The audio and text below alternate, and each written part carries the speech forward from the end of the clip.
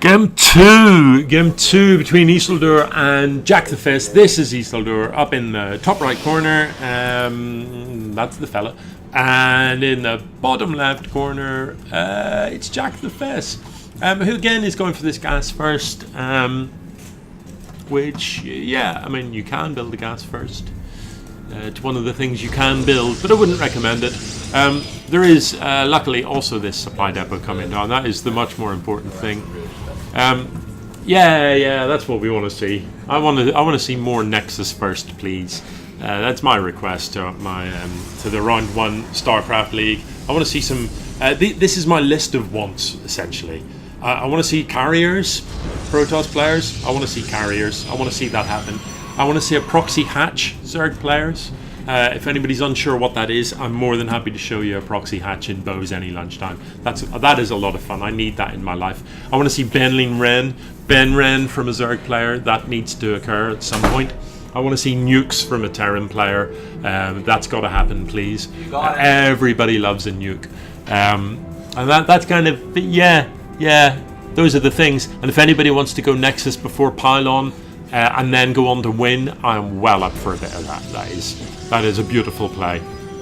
In one of my last finer moments, playing a match, possibly after the pub, I think there may have been some Stella involved.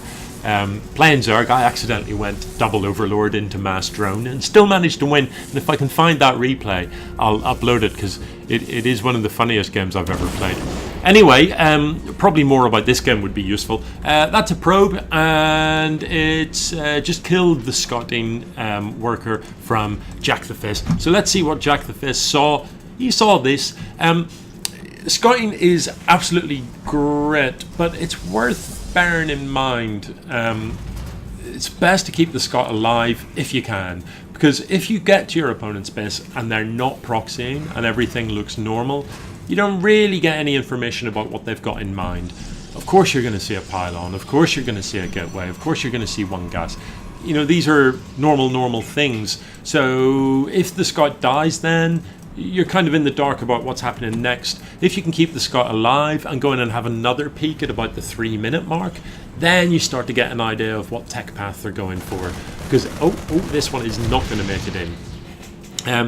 You know, because if you can have a look inside your opponent's base at 3 minutes, well, then their first tech structures are starting to appear. The side core, the side core should be finished. And therefore, if they're going to have air, the Stargate will be appearing. If they're going to go for charge, the Twilight Council will be appearing. You know, or blink, or whatever it might be. So you get some ideas, or if it's a robo, you know what to expect. From the opposite point of view, you know, turn up in the Terran space at 3 minutes. Well, the barracks should be finished. They should have tech labs on. What are they building? Are they building 3 more barracks, or are they building a factory? So it's a good kind of timing to find out what your opponent has got in mind at about the 3-minute mark or thereabouts. And you can't do that if you've already lost your scout. Well, maybe you can, but you have to send another scout. These guys are just chilling out. This, look, it's as if he could hear me. It's weird, isn't it? Freakish. Oh no, he couldn't. They're just moving over here to chill over here. They're like, I'm bored with the view here. I'm going to go and stand here and watch the other workers working. That's what I'm going to do. I'm not even watching. I'm not even watching. I don't care. I turned my back on them. This is like some sort of sit-down protest happening there. I don't know. And this time, only one cybernetics core, I think. And that's good, because, you know, you only need the one. And warp gate being researched. If you scout at this stage and you see this, you know what's up. You know something's coming and it's nasty. See, actually, is that a full wall off?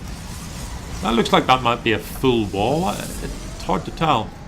We'll see in a minute if this Zealot can get through. I don't know. Maybe there is a gap. It's hard to tell. Anyway, if you catch a whiff of this, you know what's coming. You're like, oh, yeah, they can just about. You know that there's going to be a massive gateway unit push. So you know that what you're going to be dealing with is essentially Zealots, Stalkers, maybe Adepts. You're not going to be dealing with air. You're not going to be dealing with Immortals. So you can play to defend against that. The factory is right here. You know, widow mines work superbly well against any gateway unit, really. And they're a good go-to as a Terran if you're playing any sort of defensive game, and that does seem to be the plan here with these bunkers and this kind of almost complete wall off at the front. Widow mines are a very, very good choice indeed. Cyclones in the mix can be good defensively behind a wall. They've got good range and they do a lot of damage. But I'm a little concerned by the lack of unit production by JackTheFace. There's buildings being made, there's workers being made, but there aren't any units. You know, this barracks is idle. This barracks, okay, is building a reactor, but you know, the factory idle. So there's no units in construction, and that concerns me. There's none for the Protoss either, but he does have the advantage that now that Warp Gate is finished, he can very quickly crank out units in quantity, and that is going to be his plan. So he's warping in these units from the Warp Gates, and the way to get to that as Protoss, you research Warp Gate in your cybernetics core, and then you click on a gateway, press G, and it turns into one of these, and then you can just warp in units at any pylon. So let's see what happens here. This engagement looks weird. It looks like he has deliberately focused this this building, this starport, and I don't know why you would. This is the thing shooting you, and that's what you've got to kill. So these stalkers are taking an awful lot of unnecessary damage. Even, look, this Hellion is just lording it up here, and they're not shooting him. Why? I don't know what that was about, but this starport certainly has been tickled and might eventually die, but you know, you haven't actually done anything to soften up the real defenses. This Zealot isn't going to have a good day, is he? Oh, he did get a swipe off there. I imagine attacking a bunker with a sword, you wouldn't be comfortable with that at all, would you? But luckily Zealots have no fear. So Stalker's beginning to die. This one really needs focused on. As a general rule, you know, if you are in an engagement like this, it is worth thinking about which unit you're going to attack, because left to their own devices, these will shoot the nearest Stalker, and really you want to be hitting the one that is weakest. Yeah, these two bunkers, it's time to fall back to those. You don't have enough units on the ground down here to survive this, so you do need to fall back to these bunkers. This needs to be cranking out Marines into the bunkers, and you need SCVs repairing these. That makes such a big difference. So any Terran players out there, if, you know, any sort of defensive wall you've got, even if it doesn't have bunkers in, getting your SCVs to repair it makes a massive difference to its longevity. And do bear in mind, unlike when you're building a bunker where only one SCV can build a bunker at a time, there is no limit to how many can repair it. As many as can fit around it can repair it.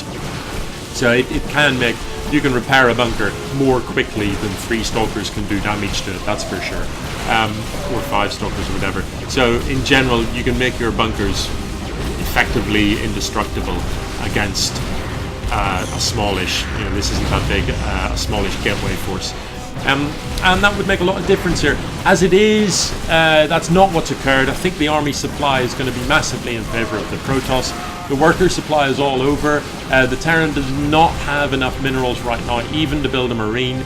There's a Reaper being built. Reapers are great scouting units. They're great for harassment. They are woeful, just woefully bad in a straight up fight. They just die really. They don't tend to add a lot. You know, maybe one Reaper so that it can throw a sort of its little explosive charge, its little grenade, and pop units about can be useful, but in general it's not something you want to build for a fight. Reapers are very much run about, be sneaky, and wreck things from afar units, rather than try and fight this lot. Now, this guy is doing pretty well though, isn't he? He's pretty happy with life. If he gets a kill, he does.